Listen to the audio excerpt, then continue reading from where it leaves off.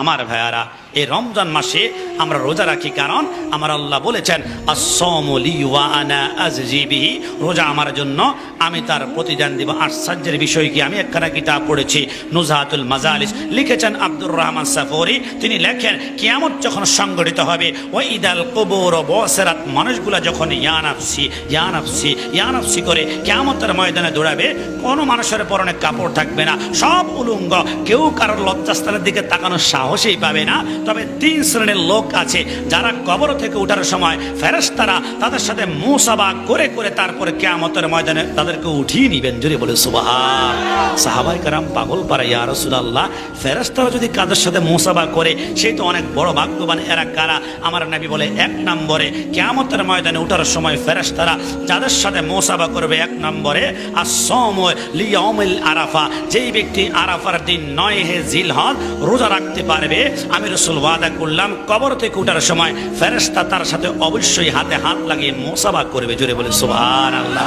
রাসূল 2 নম্বর কি, আমার নবী বলে 2 নম্বর যার সাথে ফেরেশতারা মুসাফা করবে, ওই 2 নম্বর হচ্ছে যে ব্যক্তি রমজান মাস আসার পরে 30টা রমজানের রোজা দুনিয়ার কোনো মানুষকে দেখানোর জন্য নয়, একমাত্র আল্লাহকে রাজি, আল্লাহকে খুশি করার জন্য আদায় করবে।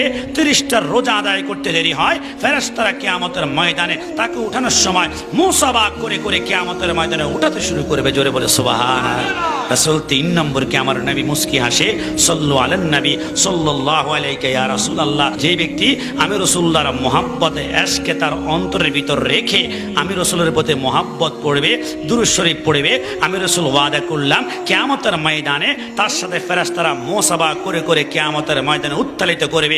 একটু বলুন তো, ফেরেশতারা কিয়ামতের ময়দানে আপনার সাথে আমার সাথে মুসাফা করুক, আমরা সকলে চাই কি চাই না? না একটু ডান হাতটা তুলে বলুন না, চাই কি না? আরে বাবা, আমি কোন দুরূদ শরীফ করে কথা বলছি আপনারা বুঝতে পারেন নাই।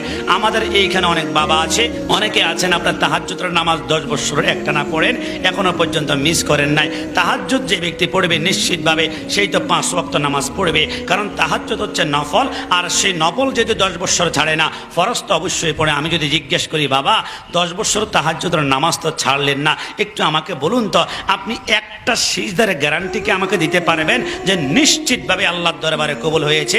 কোনো বাপের বেটা বুকে হাত দিয়ে বলতে পারবে না একটা সিজদা নিশ্চিতভাবে কবুল হয়েছে। কারণ ইবাদত যতক্ষণ না আল্লাহর রহমত না হবে, আল্লাহর নেগাহে করম না থাকবে, ততক্ষণ কবুল হবে না। এক কথায় দুনিয়ার কোনো আমলের গ্যারান্টি খোদার কসম কেউ দিতে পারবে না, কেউ দিতে পারবে না, আল্লাহর রহমত ছাড়া কবুল হবে না।